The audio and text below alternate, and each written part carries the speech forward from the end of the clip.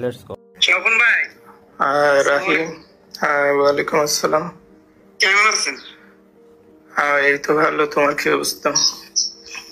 আলহামদুলিল্লাহ ভাই, আছি মোটামুটি ভালো।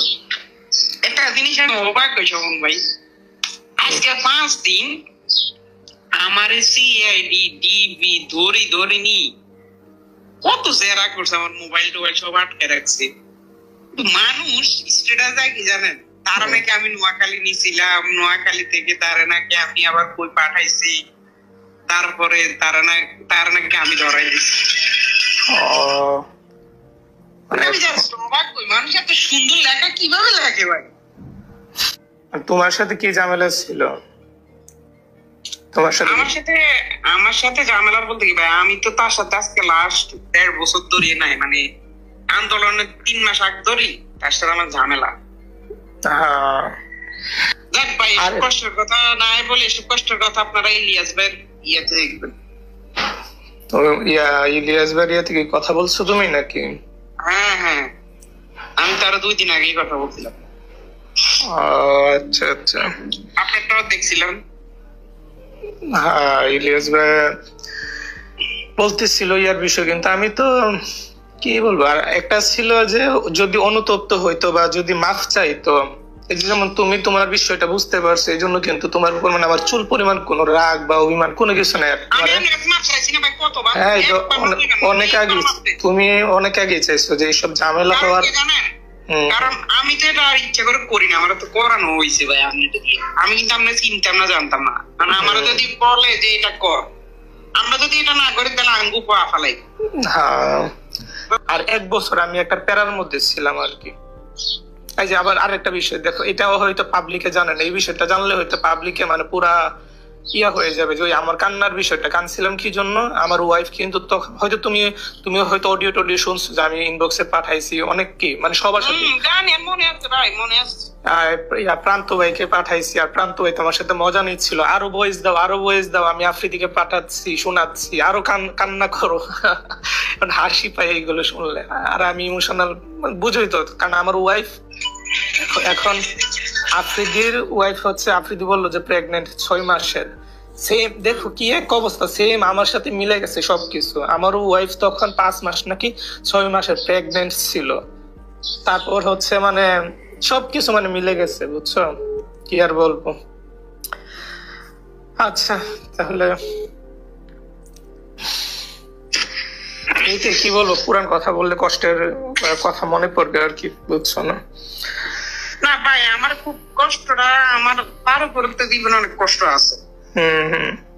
কষ্টটা ওইটা না, আমার কষ্টটা একটা কালকে আমি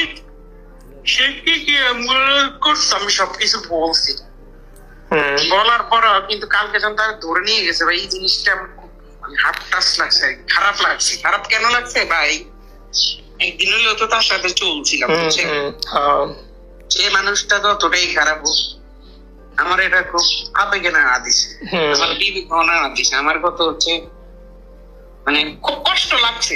জিনিসটা যদি এমন হইতো তার বউটা ছিল না, এরা হুটহাট করে ধরে লই গেছে, জিনিসটা তো মর্মান্তিক লাগতো না, খারাপ লাগতো না। একটা জিনিস বুঝলাম কি জানেন, দুনিয়াটা এমন, তুমি যেটা করবা সেটা তোমার লাইফে ব্যাক আসবেই। এটা আমি সবসময় মাথায় রাখি আর কি। আমি কিন্তু দেখো রাখি, আমি মানে মানে আল্লাহর পর স্বপন ভাই একটা গ্যারান্টি দিই, আজকে ইলিয়াসের ভিডিওটা ভাইরাল হওয়ার মানে ছাড়ার পরে কালকে যে দৈদাফ্রিদি বের হয়, ফার্স্ট তার লাইফের মানে যদি রিভেঞ্জ নিতে চায়, ফার্স্ট শুট আমার, তোমার ফার্স্ট শুট আমারে করবে। মানে ওই তোমার ভিডিও দেখে তোমার নাকি? আর সমস্যা নেই, কারণ হচ্ছে সত্য বললে এটা যত ক্ষতি করার চেষ্টা করুক না কেন, তেমন ক্ষতি করতে পারে না, বুঝছো।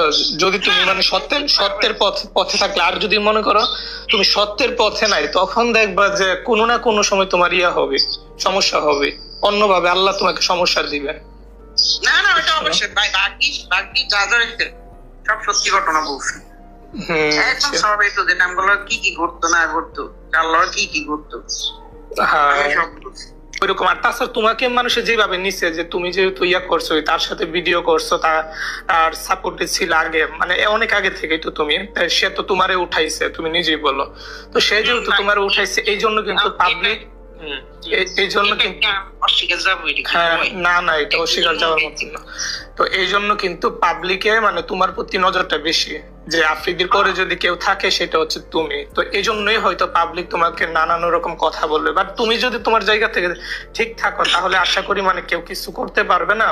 আর সমস্যা নেই, আমি নিজেই তখন আমি তোমার কথা বলবো, সমস্যা নেই, বুঝছো না, তোমার পাশে থাকবো। কারণ আমি তো তোমার, আমি হচ্ছে মানুষের সাথে কথা বললে বুঝতে পারি যে সে কিরকম আর কি। যদিও চলাফেরা করা হয় নাই, বাট কথা বলে যতটুকু আমি বুঝতে পারলাম যে তোমার ভিতর অনুতপ্ত আছে, মানে যথেষ্ট ভালো, এটা আমি মনে করি।